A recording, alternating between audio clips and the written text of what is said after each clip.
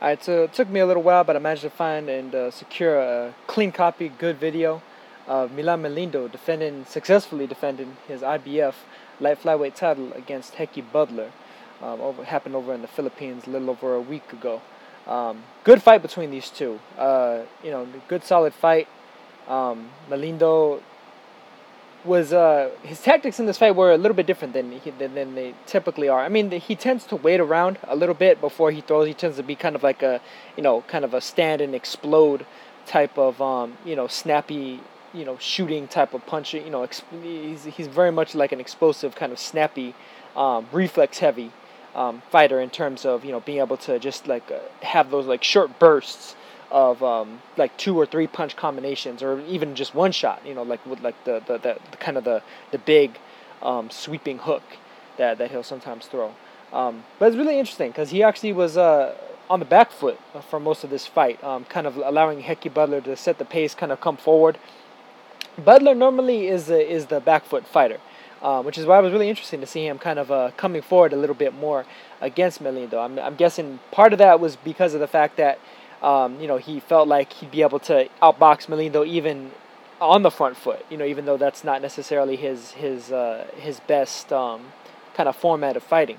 And also, the fact that he was in the Philippines, I imagined he probably felt a little bit more pressure to, really step on the gas a little bit more so than he otherwise would have.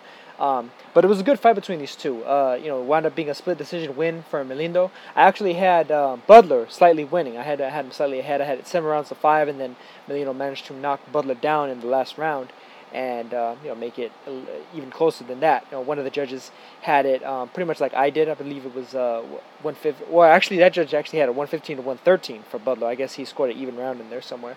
The other 2 judges had it a bit wider for Melindo. One of them had it, I think it was 115, 112 for Melindo, and the other one was 117, 110. I think 117, 110 has been a bit generous to Melindo, though. 115, 112, I think, is a bit more in the realm of reality. Really, the two of them, to me, they kind of stalemated each other in a lot of respects. This fight, actually, in a lot of respects, reminds me quite a bit of a fight that happened on the same day, actually, Gennady Golovkin versus Saul Canelo Alvarez, where Budler was kind of playing the role of Golovkin, kind of stalking Melindo in a lot of spots and outworking him, shooting the jab really nicely. Whenever he'd kind of lead with the right cross really nicely, he would land it repeatedly. He really actually should have done that quite a bit more. He really, what he should have done was been a bit more one shot at a time, because when it came to 1 or 2 shots at a time, he was landing on Melindo, and Melindo was more often than not missing against him. I think where he made the mistake was when he would try to kind of throw the 3, 4, and 5 in there, or when he would kind of sidestep and then throw the 3, 4, and 5 after the initial 1, 2, and that's where Melindo was able to kind of catch him with the quicker hands and with those kind of explosive counters that I mentioned earlier. Melindo, when it comes to those explosive counters, they're very eye-catching type of shots, not unlike what Canelo threw against Golovkin. And so, incidentally, I think that's part of what made it so that the judges wound up scoring it for him in the end. He has those kind of very flashy, explosive shots where it's like they're easy to see. And not only that, but even if they're not necessarily landing cleanly on Budler, whereas Budler's doing a bit more of the consistent work, he's moving Budler with those shots. He's really physically moving a guy. Here in the fight, you could tell he had a little bit of just the greater strength and just the greater physicality of the two fighters. But I mean, this was a really good fight all the way through.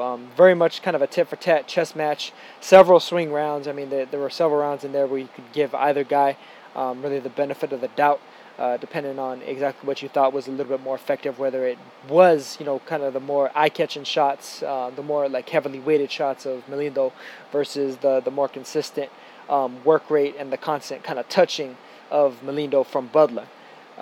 But really solid fight between these two. Got a link in the description, as I tend to do. Very nice, clean copy from the network that actually broadcasts the fight. So it's a nice full HD and all that good stuff. Good fight between these two. Melindo has he said before this fight, he was looking to try and unify as his next step. Kosei Tanaka, the WBO champ, had been talking about unifying with Yori Chitaguchi, but he has a couple of orbital bone fractures, which is keeping him shelved for the time being. And not only that, but he actually may even move up in weight. He may move up to 112. Incidentally, Melindo actually may move up to 112 at some point in the near future, because it actually took him a couple of tries in order to make the 108-pound division limit. And I saw also for the IBF second day weigh-in, he actually was just below the limit of 117. You know, they give you the 10 pounds to weigh in at above the 108-pound original limit, and he weighed 117. Budler weighed 113 for what it's worth. So, you know, Melindo might be, you know, kind of a little bit close to be making 108 nowadays, so it's entirely possible that he may move up at some point in the near future. You know, probably the biggest signature name on Melindo's record is Juan Francisco Estrada, who himself is 115 pounds now, so not entirely surprising to see that case being the happenings, the goings-on. Melindo has previously fought at 112 a number of times as well. So, I mean, he would very well, I think, carry the skills, the power, etc. up, you know, unless he's absolutely fighting like a best of the best level of guy, like an Estrada. You know, he just had the explosive knockout victory over Akira Higashi. Good win over Tirapong Utaida. That was a very good win over Utaida, a.k.a. Falan Sakririn. And this is a great win, too, here against Budler, you know, former strawweight champion, really the former #1 at strawweight. Had the big upset loss last year to Byron Rojas, and then Rojas had the very controversial kind of split loss against, or, you know, an arguable decision victory, decision loss to knockout CP Freshmart. Just, what was that, about? Not quite a year ago. But yeah, Melindo versus Tanaka would be a great fight to happen, whether it's at 108 or 112. If he's able to secure a fight with the WBA champ, Ryoichi Taguchi, that'd be an excellent fight. The WBC champ, Ken Shiro's actually got a mandatory fight coming up against Pedro Guevara.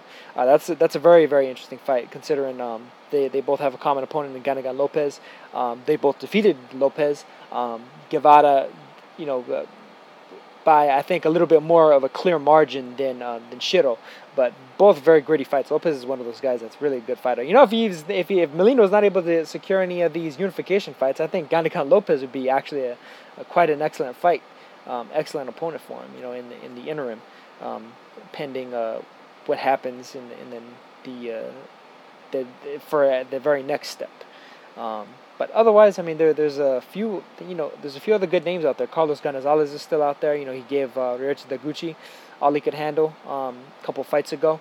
And Gonzalez, unless he's able to get that rematch made for New Year's possibly, then, I mean, hey, Gonzalez versus Melindo, if Taguchi goes a different way with it, would be an excellent fight as well. So, I mean, some pretty solid options out there for him. We'll see exactly what holds in store. As for Budler, you know, I'm sure he'll probably be able to secure another title shot, whether it's at 108 or if he's able to make 105 again. I know he was, like, I guess according to him, he was having some difficulty making 105, and he felt like he wasn't able to kind of keep up the same pace against Rojas, and that was what led to the defeat against him at 105. But at 108, I mean, he looked pretty solid. He didn't necessarily look too dissimilar at 108 and 105 from my perspective. Really, I think a lot of it has more to do with the opponent. You know, Rojas a lot more of like an action kind of pressing pressure fighter, whereas Melindo kind of is more of kind of a sit back kind of counter puncher. I think I think Budler does a little bit better against guys that kind of sit back and allow him to kind of do his work and get his rhythm together, as opposed to somebody that's, you know, coming right at him, you know, full force. So I think those are the guys that are really going to give him the most trouble more often than not. But solid fight between these two, you know, two top-level light flyweights. Very good, evenly matched fight, and, you know, good fight, I think, to really, I think, kind of test the skills of a lot of people in terms of their ability to kind of judge, you know, rounds, you know, round by round. Especially if you're watching it, you're able to kind of slow it down a little bit and see, like, wait a minute, did that punch really land or did it not? And there was a lot of moments where it's like there was a little bit of a guessing game as to whether certain shots landed or whether they landed as cleanly as it seemed like they did on first glance. But solid fight between these two. You know, reasonably kind of a broad spectrum, I'd say, of scorecards as possible. And hope you guys enjoy it. So I'll catch you guys in the next one. Peace.